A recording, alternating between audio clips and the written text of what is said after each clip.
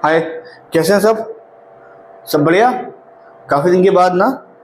तो इससे पहले हम लोगों ने फार्माकोग्नोसी में स्टार्ट किया था एल्कलॉइड्स, जैसे कि आप लोगों को याद होगा।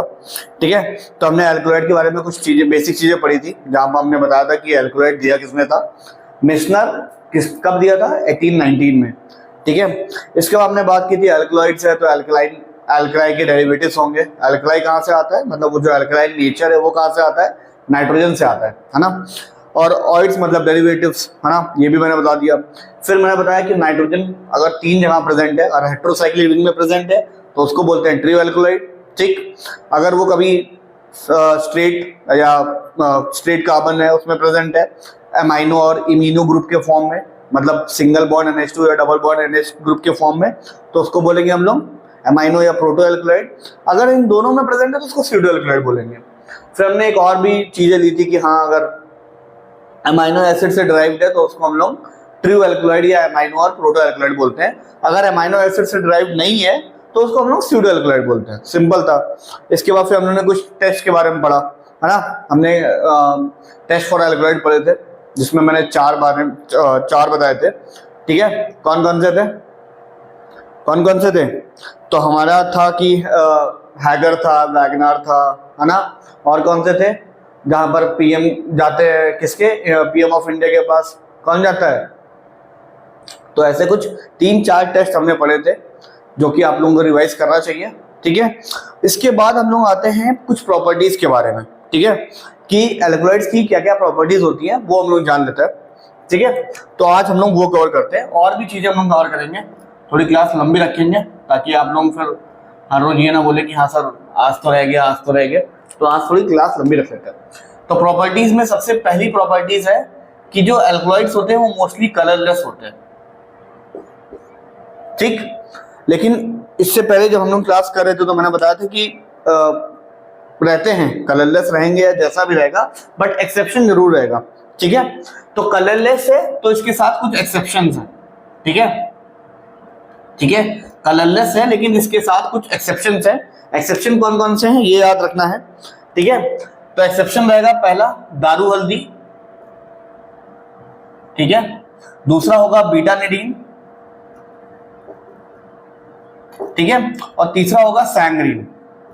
ठीक है, तो ऐसे याद रखना कि कलरलेस है लेकिन कौन कौन किसमें कलर रहेगा? दारू हल्दी में रहेगा। ठीक है, दारू हल्दी में कलर कौन सा होता है? येलो। जैसे हल्दी है उसका कलर याद रखना है, दारू का कलर नहीं याद रखना है, हल्दी का कलर याद रखना है। तो हल्दी किस कलर की होती है? येलो कलर की।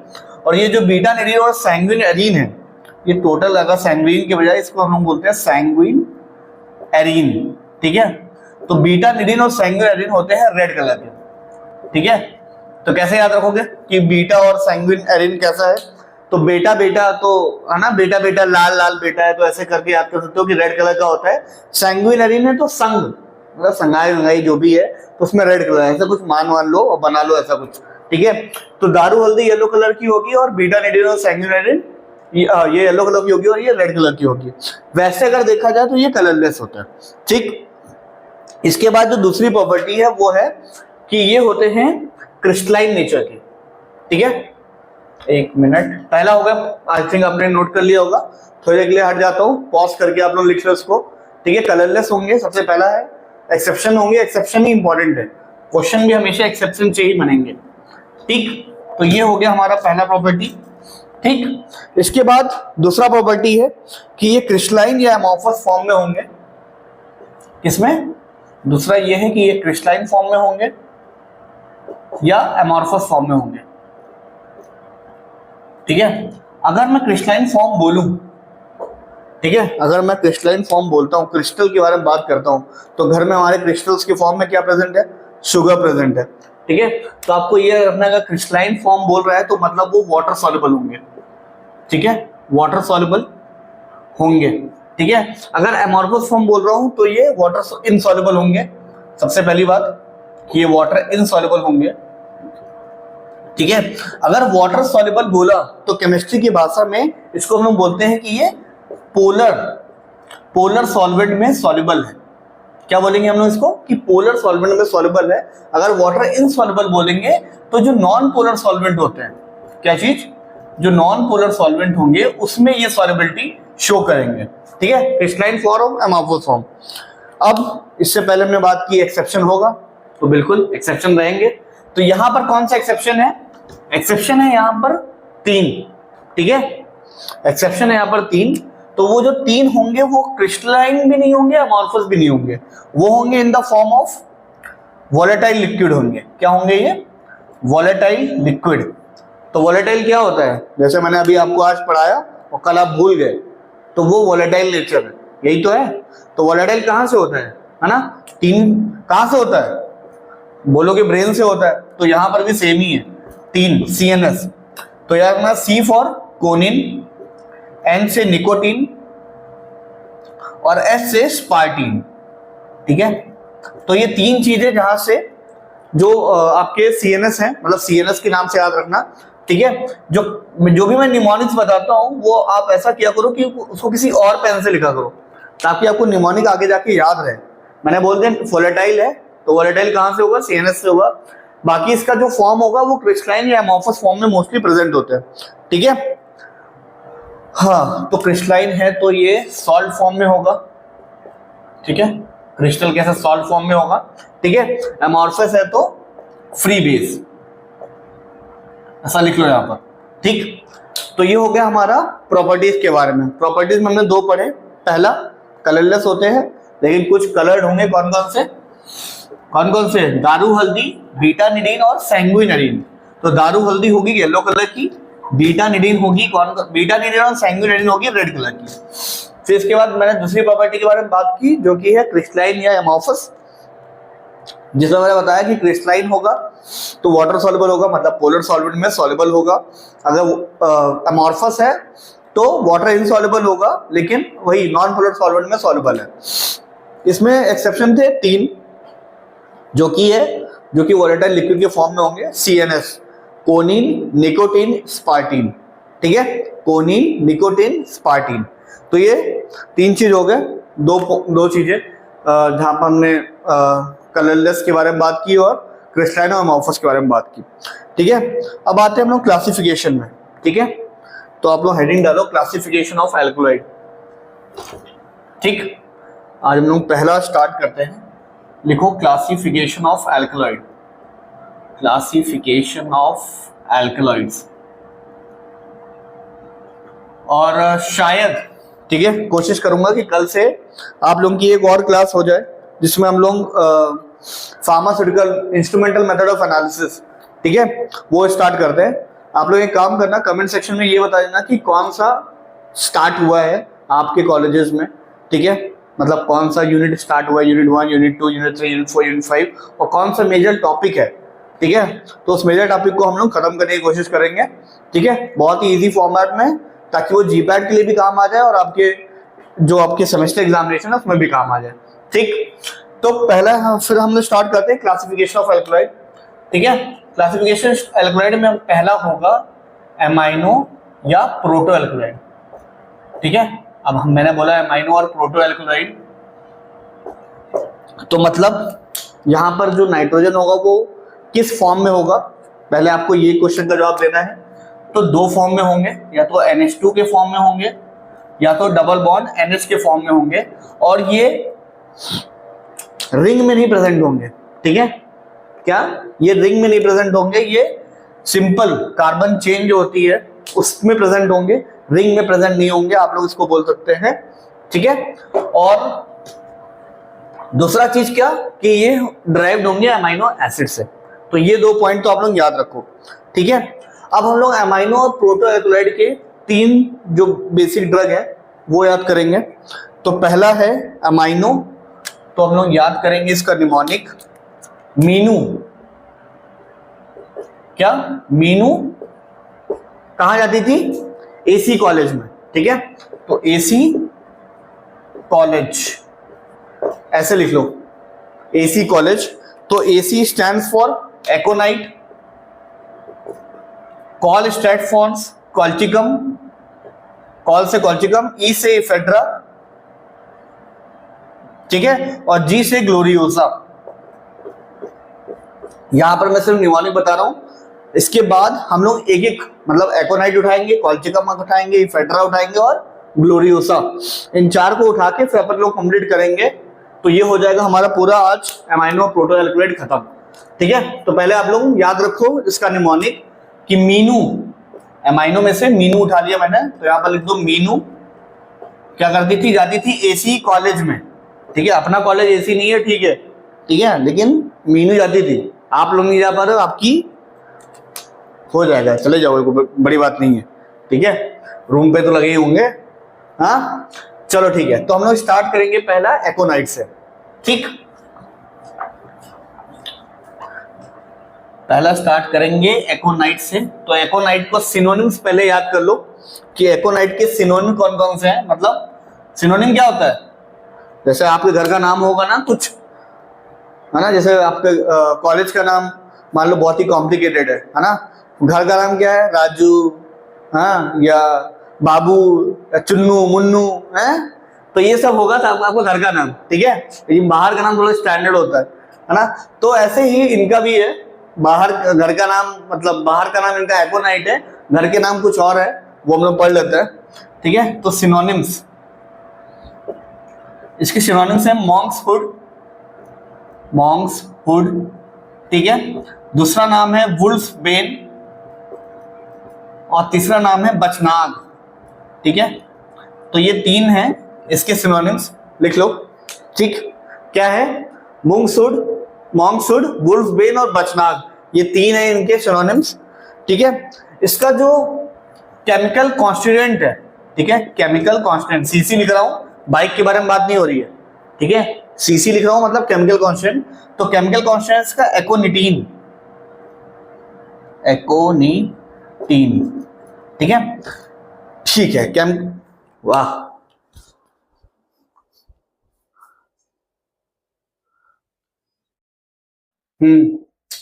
तो एमाइनो और प्रोटो एल्कलॉइड। ठीक है, तो एमाइनो में हमने पढ़ा था एकोनाइट, कॉल्चिकम, है ना, इसके बाद एसी कॉलेज, ई से इफेड्रा और फिर ग्लोरियोसा, है ना, ये चार थे, उसमें से हम लोग एकोनाइट स्टार्ट किए थे। ठीक है, कंटिन्यूएशन है, बस लाइट चली गई इसीलिए थोड़ा बीच में रुकना पड़ गया। ठीक, तो एकोनाइट का केमिकल कॉन्स्टिट्यूएंट है एकोनिटीन। ठीक, अब एकोनिटीन की आगे की बात करते हैं। तो एकोनिटीन जो है, तो जैसे आप लोग कभी होम्योपैथिक, है ना, होम्योपैथिक आपने दुकान में या दवाई लेने जाते हैं हम लोग, तो उसमें वो क्या बताते हैं कि आप एक काम कीजिएगा, ये हम देते हैं आपको एक शीशी और उसमें से आप एक दो ड्रॉप 200 या 250 ml में रखिएगा, यूज कीजिएगा। तो आपने जब हर्बल ड्रग पढ़ा होगा तो उसमें लॉ ऑफ सिमिलिया पढ़ा होगा, हाँ, लॉ ऑफ सिमिलिया मतलब लाइक क्योर्स लाइक। तो लाइक क्योर्स लाइक में क्या होता है, जहर ही जहर को काटता है, जैसे वो शोले में है नहीं, लोहा ही लोहे को काटता है, तो उसी तरह ही सेम यहाँ पर भी होता है। तो लॉ ऑफ, जो ये लॉ ऑफ सिमिलिया है, इसमें ये है कि अगर हाई डोज ऑफ पॉइजन है तो उसको लो डोज ऑफ पॉइजन से काटा जा सकता है। जो लो डोज ऑफ पॉइजन होता है वही उस हाई डोज का एंटीडोट होता है। ठीक, तो ऐसे ही यहाँ पर एकोनाइट जो है, ठीक है, मैं इसको यहाँ पर क्यों बता रहा हूँ, क्योंकि जो ये एकोनिटीन है इसको यूज करते हैं, ठीक है, होम्योपैथिक में यूज करते हैं, ठीक है, for the treatment of rheumatoid arthritis. ठीक है, तो याद रखना है एकोनिटीन इज यूज फॉर ट्रीटमेंट, जो टी बाई टी लिखा है इसका मतलब ट्रीटमेंट है, ट्रीटमेंट ऑफ रूमेटॉइड आर्थराइटिस। आपको पूरा नाम लिखना है, मैंने आर ए लिख दिया है, रेगुलेटरी अफेयर्स ना समझ लेना, ठीक है, लेकिन चलो ठीक है, पूरा लिख ही देता हूँ, रूमेटॉइड आर्थराइटिस। ठीक है, और क्या करता है, और ये क्या और काम कर सकता है, ये ब्लड क्लॉट को डिसॉल्व कर देता है। तो अगर ब्लड क्लॉट को डिसॉल्व कर देता है तो मतलब अगर कहीं पर भी ऐसा होता है कि थक्का जम जाए, जैसे होता नहीं है ब्रेन में, कभी कभी हम लोगों को पता चलता है कि ब्रेन में थक्का जम गया इसलिए बॉडी का आधा पार्ट काम करना बंद कर दिया, तो उसके लिए कभी कभी ये यूज हो सकता है। अब पता है होम्योपैथिक मेडिसिन में तो चलो ठीक है, थोड़ा टाइम तो लगता है, ठीक है। तो एकोनिटीन का सॉल्यूशन जो हम लोग यूज करते हैं, सॉल्यूशन दैट इज यूज, मतलब एकोनिटीन का सॉल्यूशन वो हमेशा डाइल्यूट होता है। डाइल्यूट क्यों, मैंने अभी तो आप लोगों को बताया कि हाँ होम्योपैथिक है तो डाइल्यूट ही यूज करेंगे। ठीक, तो ये हो गया हमारा एकोनिटीन के बारे में। एकोनिटीन के बारे में एक और चीज आप लोग देख लेते हैं, ठीक है, कि इसका जो केमिकल कांस्टेंट है वो तो मैंने बता दिया कि हाँ एकोनिटीन है, बाकी 3 और है, ठीक है, कोनिन है, एस्पार्टीन है, कौन कौन से? कोनिन है, एस्पार्टीन है और एकोनिटीन है।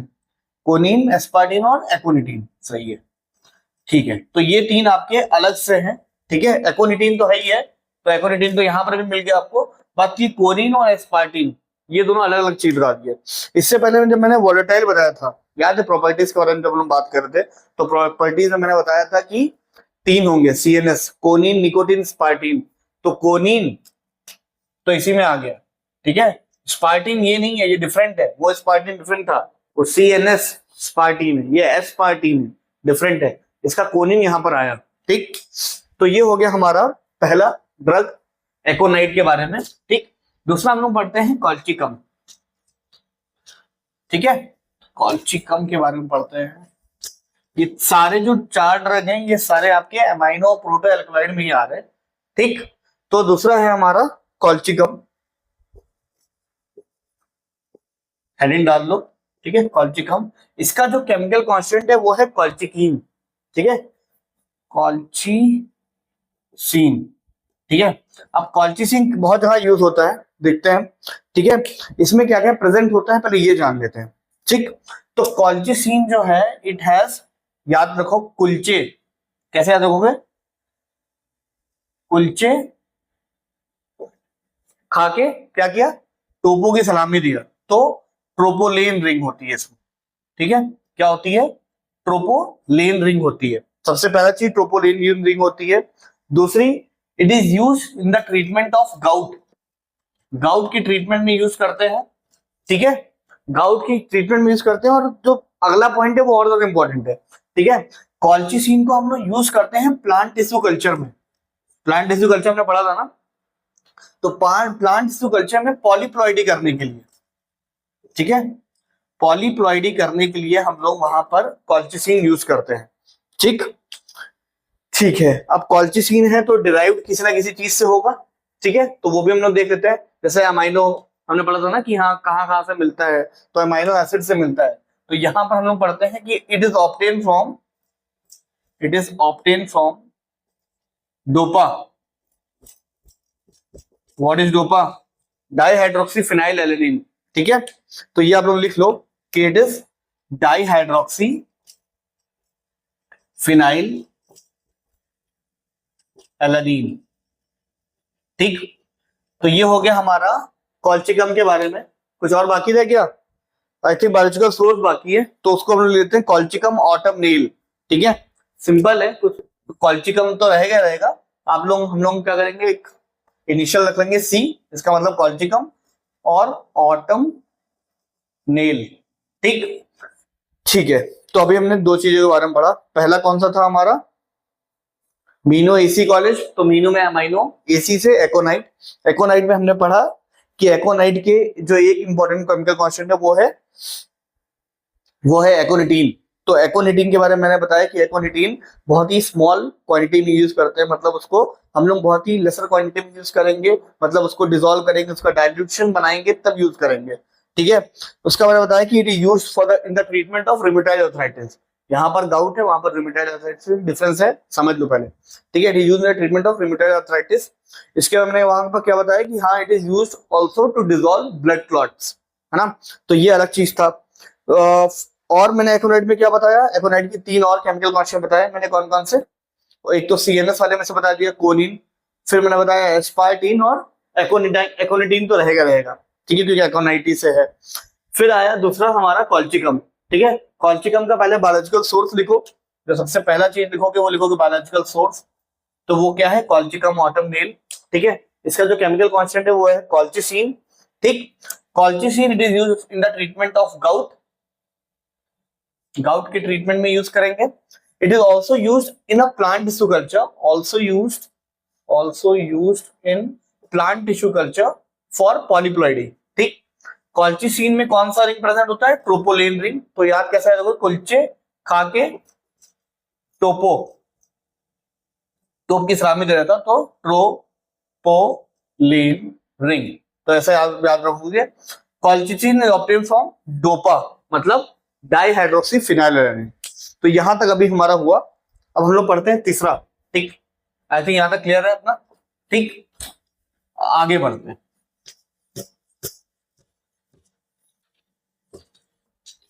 ठीक, तो गया तीसरा है इफेड्रा। ठीक है, इफेड्रा। इफेड्रा को दूसरा नाम क्या है वो ज्यादा इंपॉर्टेंट है। Ephedra is also known as ma huang. क्या? Ephedra is also known as, ये क्वेश्चन था मेरे ही जीपैट में, माहुआंग। ठीक है, इसका दूसरा नाम क्या है? माहुआंग। ठीक है, तो इफेड्रा को ऐसा, मतलब अगर इफेड्रा को ऐसा बोला जाए तो इफेड्रा को फादर की तरह बोल सकते हैं ना, तो ऐसे लिखो फादर। ठीक है, फादर। ठीक है, फादर की बात आएगी तो पहले जब मतलब हम लोग ओल्ड टाइम की बात करें तो पहले जो फादर बनते थे मूवीज में वो मोस्टली कादर खान रहते थे। तो आप ऐसे याद रखोगे, फादर बना कौन? संकी कादर। संकी कादर। कैसे? तो संकी से याद रखोगे इट हैज संकेन स्टोमेटा। ठीक, इट हैज संकेन स्टोमेटा। और कादर से याद रखोगे it has quadrangular cells. It has quadrangular cells. ठीक है, तो क्या क्या हुआ? पहला हुआ ये कि फादर जो है, फादर मतलब इफेड्रा।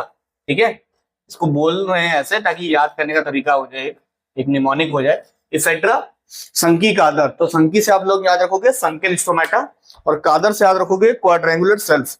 ठीक, तो ये हो गया यहां तक। इसको यूज कहां पर करते हैं? इफेड्रा को यूज करते हैं, it is use in the treatment of hay fever. ठीक है, it is use in the treatment of hay fever. तो ये पार्ट याद रहेगा, है ना? Use in the treatment of hay fever.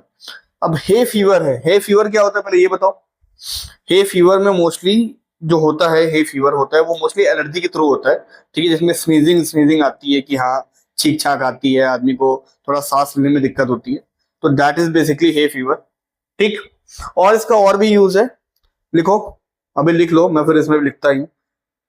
Uses लिखो, it is also use as a sympathomimetic. Sympathomimetic या बोलेंगे एंटी एस्थमेटिक। अब हे फीवर के ट्रीटमेंट में यूज हो रहा है, तो हे फीवर का ट्रीटमेंट मतलब एलर्जी। एलर्जी मतलब मोस्टली एलर्जी होता है, तो अगर ज्यादातर देखा जाए तो अस्थमा, है ना, वो सांस लेने में दिक्कत, तो एंटी एस्थमेटिक। तो यहाँ पर ट्रीटमेंट ऑफ हे फीवर के बजाय दूसरा एक और लिख लो, एंटी अस्थमेटिक। ठीक, और दूसरा क्या, तीसरा क्या लिखोगे? सिंपैथोमाइमेटिक। अब सिंपैथोमाइमेटिक एक्सप्लेन करता हूं मैं आपको कैसे सिंपैथोमाइमेटिक इसको बोल रहे हैं हम लोग यहाँ पर। ठीक है,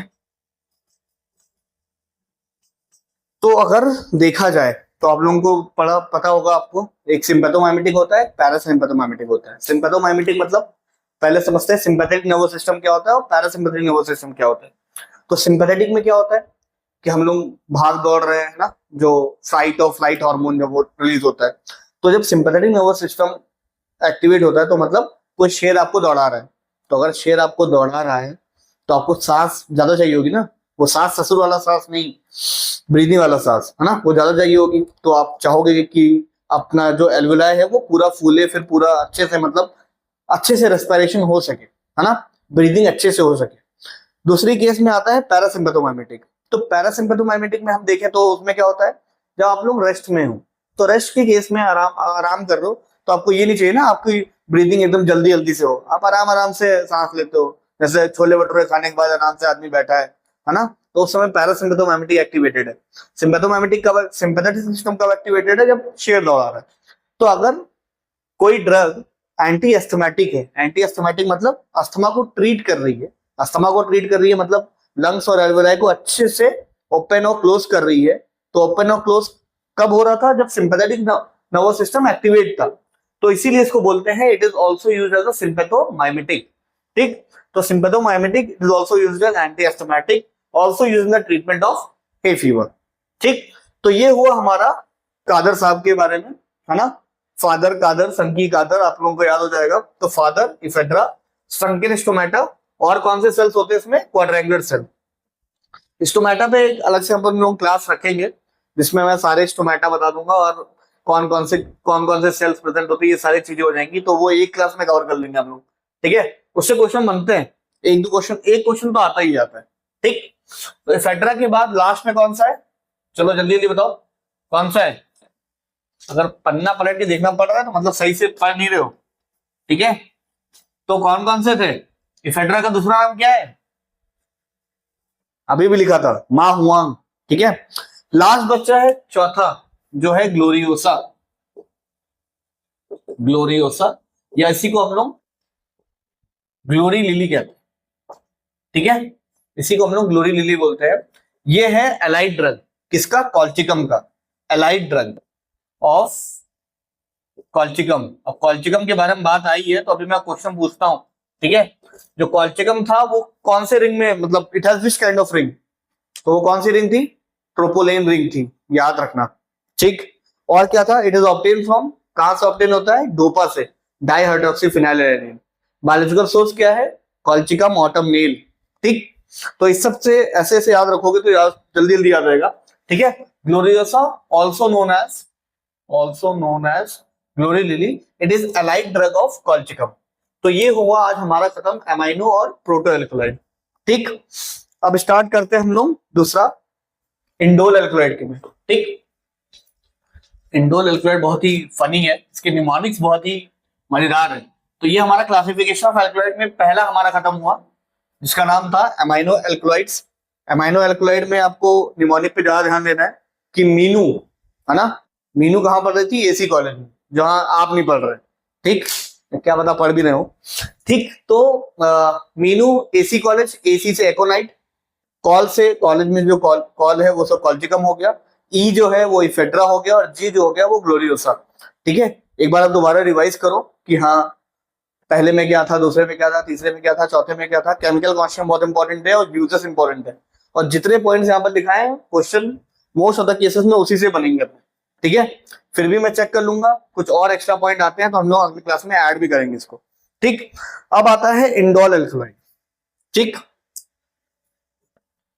इंडोल, इंडोल एल्कलॉइड हमें इंदौर की याद दिलाता है ना, तो आपको इंदौर की ट्रिप पे जाना है।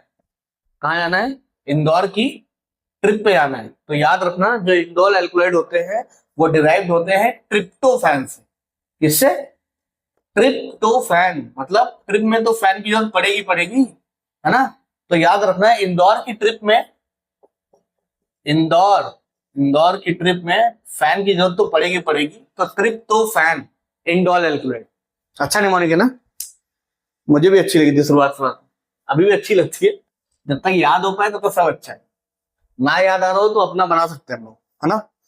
ठीक है, हाँ ट्रिप पे गए कौन, इंदौर गए, लेकिन गया कौन, तो कौन से रिएक्शन से बनता है ये भी इंपॉर्टेंट है। मनीष भाई गए, ठीक है, मनीष भाई, तो आप लोग याद रखोगे मैनिश रिएक्शन। ठीक है, जो मैनिश रिएक्शन होता है उससे बनता है आपका इंडोल एल्कलॉइड, और किससे ड्राइव्ड होता है, ट्रिप्टोफैन से। अब एक और निमोनिक, ठीक है, कि इंदौर में रहता था कौन, ईगोइस्टिक लड़का राहुल। ठीक है, कौन रहता था, ईगोइस्टिक लड़का राहुल, और वो फंसा। ठीक है, वो क्या हुआ, फंसा। अरे फंसा की स्पेलिंग ये नहीं है पता है, लेकिन बना रहे हैं ना। फंसा किसके चक्कर में, भूमिका और विनी के चक्कर में पड़ गया। किसके चक्कर में पड़ गया, भूमिका और विनी के चक्कर में। ठीक, पहले लिख लो, ईगोइस्टिक लड़का राहुल फंसा किसके चक्कर में, भूमिका और विनी के चक्कर में। ठीक है, तो ego it's stand for ergot. ठीक है, राहुल इज राहुल्फिया। ठीक है, फाइसा इज फाइसोस्टिग्मा। ठीक है, भूमिका इज नक्स भूमिका। अरे मतलब देखा जाए तो भूमिका किसी का नाम भी हो सकता है, तो कोई बुरा ना मान जाए। विनी इज विनका। विनका तो सबको पता होगा, विनका सबसे ज्यादा पॉपुलर है, कोई और पॉपुलर हो ना हो विनका जरूर पता होता है हमको, है ना। पहले लिख लो, ईगोइस्टिक लड़का राहुल फंसा भूमिका और विधि के चक्कर में। ठीक, आई होप यहां तक हो गया होगा। हम आगे बढ़ते हैं, ठीक है, एक से स्टार्ट करते हैं। पहले हम लोग स्टार्ट करते हैं ईगो ईगो ईगो से स्टार्ट करते हैं, है ना। बहुतों में बहुत पाया जाता है, लेकिन हम थोड़ा कम रखेंगे। हाँ, ठीक है, स्टार्ट करते हैं। एर्गॉट, एर्गॉट है तो इसके सिनोनिम्स होंगे, ठीक है। इसका सिनोनिम्स पहले लिखो। इसको बोलते हैं हम लोग गोट वीट। क्या बोलते हैं? गोट वीड, मतलब बकरी का गांजा। बकरी का गांजा नहीं बोलते, ठीक है, गोट वीड नाम है, ठीक है। दूसरा नाम है सेंट एंथनी फायर, मतलब एंथनी को आग लग गई, ठीक है। संत बनता था इसलिए आग लग गई, संत ना बनता तो शायद पानी पड़ता, ठीक है। मजाक मजाक की बात अलग है। सिनोनिम्स क्या है? गोट वीड और सेंट एंथनी फायर, ठीक। तो यहां पर होगा आपका सिनोनिम्स के बारे में बात। अब हम लोग बात करते हैं कि कहां से ड्राइव्ड है। तो एर्गॉट जो होता है, आपने पढ़ा होगा कहीं ना कहीं, तो एर्गॉट जो होता है वो फंगस ड्राइव्ड होता है, ठीक है। और इसका बायोलॉजिकल सोर्स पहले लिख लो, बहुत ही फेमस है। क्या है? क्लेविसेप्स पुरपुरिया है, क्लेविसेप्स पुरपुरिया। देखो, जिस जिस भाषा में याद हो जाए, चाहे भोजपुरी में याद हो जाए तो भोजपुरी में याद कर लो, चाहे हिंदी में याद है तो हिंदी में याद कर लो, और कोई तेलुगु तमिल वाले हो तो वो भी अपना देख लो, कुछ ना कुछ तो पॉसिबिलिटी बनी जाएगी। बट हमारे हिसाब से क्या है? Claviceps purpurea. फैमिली इसकी वही क्लेविसेप्स डालो, एसी लगा दो लास्ट में, है ना, बस बन गई फैमिली। फैमिली बनाना कठिन है, लेकिन यहां पर आसान है ना। क्लेविसेप्स एसी, एसी एसी हर जगह एसी एसी लगा दो, फैमिली बन जाती है आजकल, एसी, ठीक है। तो बायोलॉजिकल सोर्स हो गया, फैमिली हो गया, एर्गॉट फंगस ड्राइव्ड होता है। कौन सा फंगस ड्राइव्ड होता है? अब हम लोग उसके बारे में आगे बढ़ते हैं, ठीक। हाँ, चलो ब्रेक लेता हूं मैं, थोड़ा पानी नहीं पिया जाए, फिर स्टार्ट करते हैं इसको आगे से।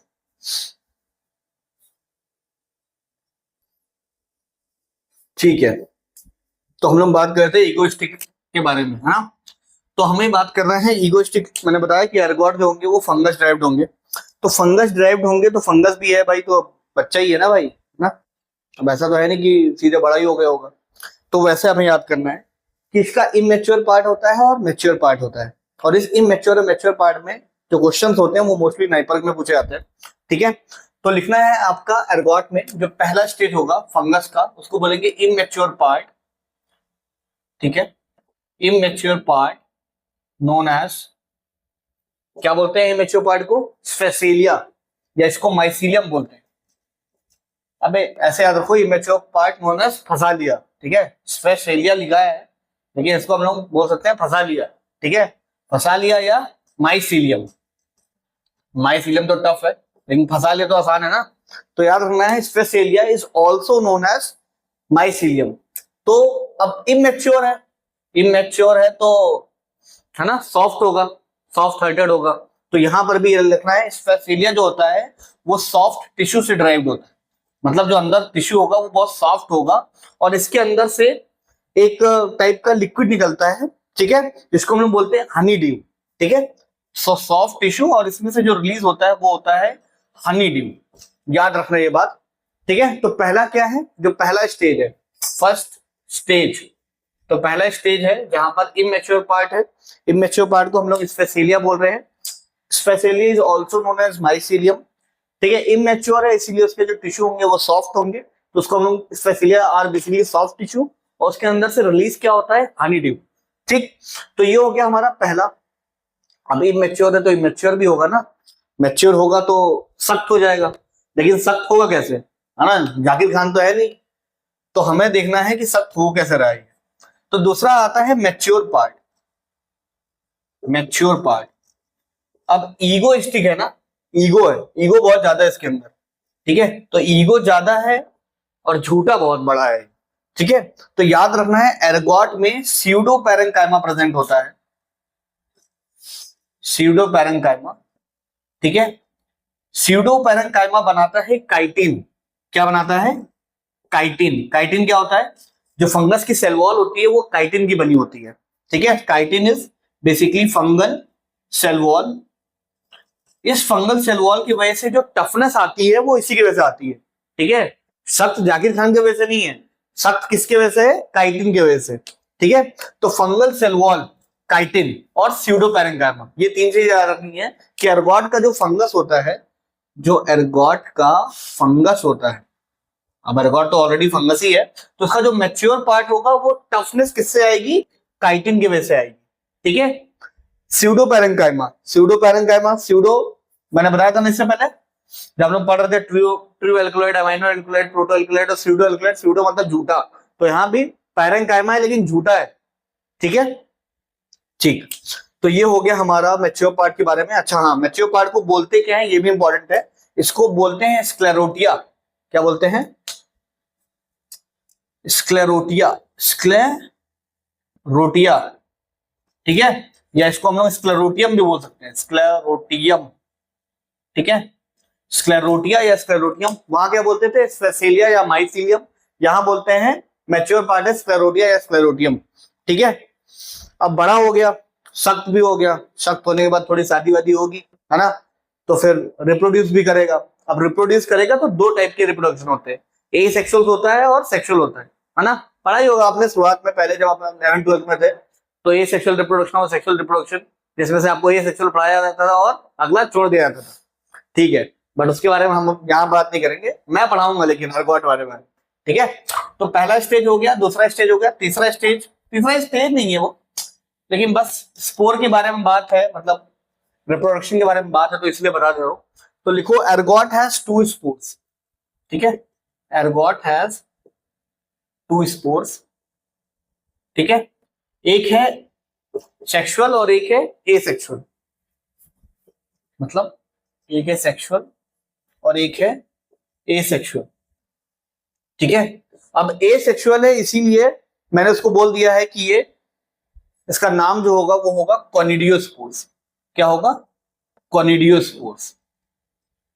और सेक्सुअल है इसीलिए इसका नाम मैंने रख दिया है एस्कोस्पोर्स। मैंने नहीं रखा है, ऑलरेडी इसका नाम पड़ा हुआ था, मैंने बस चुरा लिया गया इसे, ठीक है।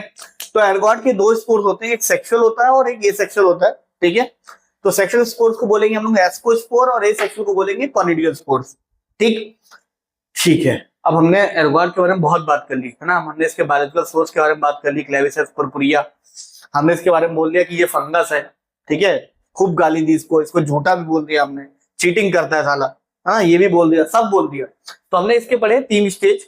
पहला स्टेज जो था, पहले स्टेज को हम लोग क्या बोलते हैं? स्पेसिलिया, मतलब फंसा लिया, या इसको बोलते हैं हम लोग माइसिलियम। माइसिलियम बोला इसके, हमने बोला कि वो सॉफ्ट टिश्यू होता है, सॉफ्ट टिश्यू होता है तो उसमें हनीड्यू रिलीज होता है। फिर हमने दूसरा पढ़ा कि मैच्योर हो गया, मतलब थोड़ा शक्ति आ गई, तो शक्ति किसके वजह से आई? काइटिन की वजह से आई। फंगल सेल वॉल, स्यूडोपैरेन्काइमा, ठीक है, ये सारी चीजें याद रखनी है। मैच्योर पार्ट को बोलते क्या है? स्क्लेरोटिया बोलते हैं या स्क्लेरोटियम बोलते हैं, ठीक। हाँ, ये हनीड्यू ये हटा देते हैं, ये हम लोग का पुराने वाले में से था, इस वाले में से नहीं, ठीक। इसके बाद तीसरा आता है कि स्पोर्स है इसके अंदर। तो ergot has two spores, sexual और एसेक्सुअल। सेक्सुअल को बोलेंगे एस्कोस्पोर, एसेक्सुअल को बोलेंगे कॉनिडियोस्पोर्स, ठीक। ठीक है, अब एस्कोस्पोर्स है, सेक्सुअल है, तो इट विल इनिशिएट ग्रोथ। लिख लो, अलग से पॉइंट है, लिख लो, ठीक है। इसके बाद हम लोग बात करते हैं इसकी केमिकल कॉन्स्टिट्यूएंट, क्योंकि वही बाकी रह गई है, तो वो हम लोग बात करेंगे, लेकिन पहले ये नोट कर लो। आई होप नोट कर लिया होगा, ठीक है। रफ करते हैं हम लोग, ठीक है। अब आप लोग इसके लिखो केमिकल कॉन्स्टिट्यूएंट। क्या लिखोगे? केमिकल कॉन्स्टिट्यूएंट, कॉन्स्टिट्यूएंट, ठीक है। तो इसके दो हैं, और जैसा लिख रहा हूं वैसे लिखना, ठीक है।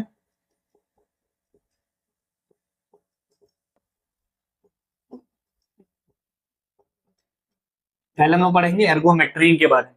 दो होते हैं, एर्गोमेट्रीन और एर्गोटामीन, ठीक है, लेकिन इंपॉर्टेंट है इसलिए ऐसा समझा रहा हूं। तो मी है, तो याद रखना इसके अंदर जो सॉल्ट होता है, जो सॉल्ट होता है वो मैलिएट सॉल्ट होता है, मतलब it is present in this, कौन से सॉल्ट के फॉर्म में प्रेजेंट होता है? मैलिएट सॉल्ट। ट्रिन है, तो ट्रिन से याद रखना है it is use as uterine relaxant. कैसे याद रखोगे? Uterine relaxant. यूट्रिन रिलैक्सेंट को आप क्या बोलते हैं? कि it has oxytocic action. Oxytocic action मतलब कि जो यूट्रस के वॉल है तो प्रेगनेंसी के वक्त इसको रिलैक्स करता है ताकि बच्चा आसानी से बाहर आ सके। ठीक है, तो एर्गोमेट्रिन मैलिएट सॉल्ट है, यूट्रन रिलैक्सेंट है, ऑक्सीटोसिक एक्शन है। ठीक है, ये पहला केमिकल कॉन्स्टेंट है। दूसरा है एर्गोटामीन। एर्गोटामीन,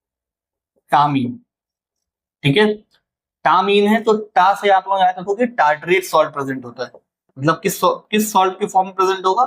टार्टरेट सॉल्ट। ठीक है, माइन है, माइन मतलब मेरा नहीं, माइग्रेन। ठीक है, तो it is use in the treatment of migraine.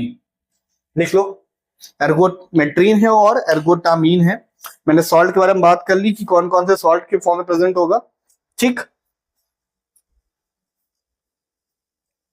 है, हो गया, लिख लिया होगा आपने। आगे बढ़ते हैं।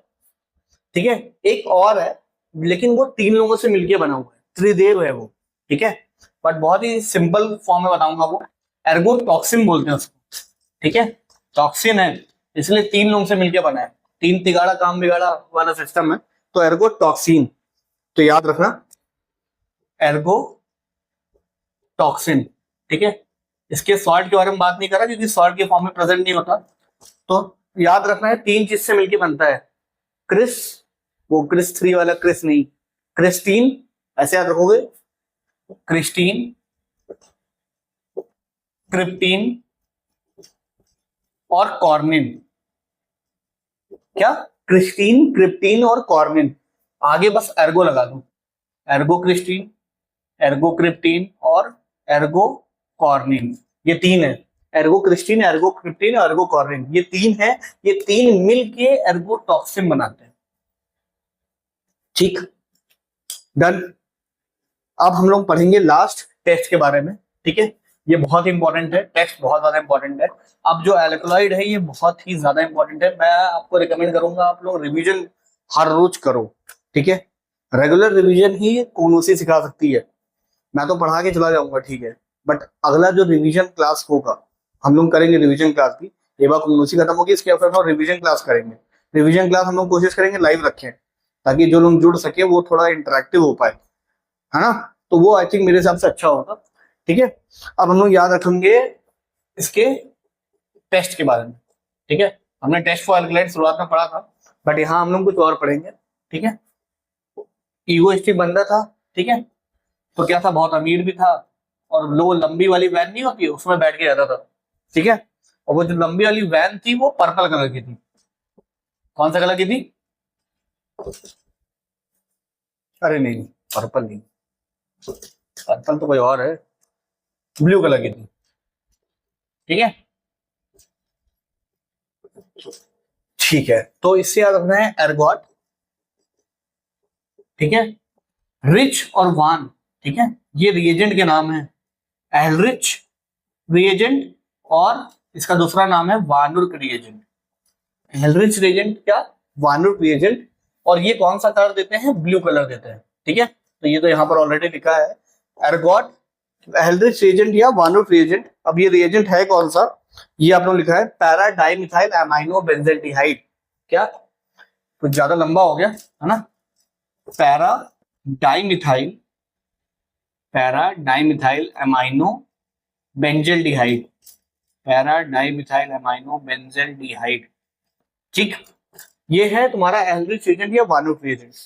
तो आज हम लोग यहीं तक रखते हैं क्योंकि ज्यादा लंबा क्लास हो गया तो फिर आप भी बोर हो जाओगे। कॉग्नोसी है, थोड़ी बोरिंग है, ठीक है, लेकिन रटने का काम है। ठीक है, एक बार रटना सीख गया तो ये भी सीख जाओ। ठीक, ठीक है, चलो अब मिलते हैं हम लोग अगली क्लास में जहां हम लोग ईगोइस्टिक के बारे में पढ़ लिए, हम लोग राहुल के बारे में पढ़ेंगे। ठीक है, हम लोग देखेंगे राहुल और भूमिका और विनी कैसे फंसा वो उसके चक्कर में। ठीक है, तो जुड़े रहिए।